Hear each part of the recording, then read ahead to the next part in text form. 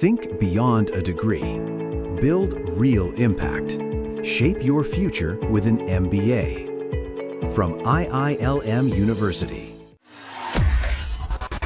PM Awas Yojana शहरी 2.0 में नियमों में बदलाव किया गया है। अगर आपने भी इस योजना के तहत आवेदन किया है तो ये नियम जानना आपके लिए बेहद जरूरी है। केंद्र सरकार ने नियमों को साफ करते हुए कहा है कि सिर्फ उन्हीं लाभार्थियों को पीएम आवास योजना का पैसा मिलेगा जिन्होंने अगस्त 2024 से पहले जमीन खरीदी है। इसके बाद जिन आवेदकों ने जमीन की रजिस्ट्री कराई है उन्हें घर बनाने के लिए मिलने वाले 2.5 लाख रुपए नहीं मिलेंगे।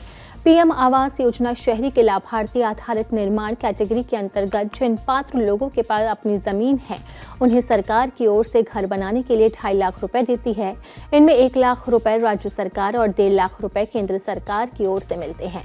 इस योजना के तहत अगर कोई आवेदक भूमिहीन है तो राज्य सरकार अपनी ओर से जमीन भी मुहैया करा सकती है। इस योजना के तहत 30 से 45 वर्ग मीटर तक का घर बनाने की अनुमति है।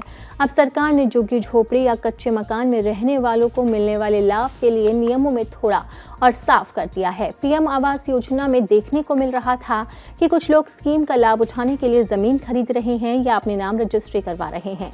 मीडिया खबरों के अनुसार योजना का लाभ उठाने के लिए 31 अगस्त 2024 से जमीन का मालिकाना हक होना जरूरी है। इसके अलावा ये भी जरूरी है कि जमीन रिहायशी इलाके में ही हो। रिहायशी इलाके से बाहर जमीन पर पैसा नहीं मिलेगा। पीएम आवास योजना की इस कैटेगरी के तहत 4 किश्तों में पैसा आता है, लेकिन नियमों में स्पष्ट कर दिया गया है कि जमीन के लिए एक सर्टिफिकेट जारी किया जाएगा।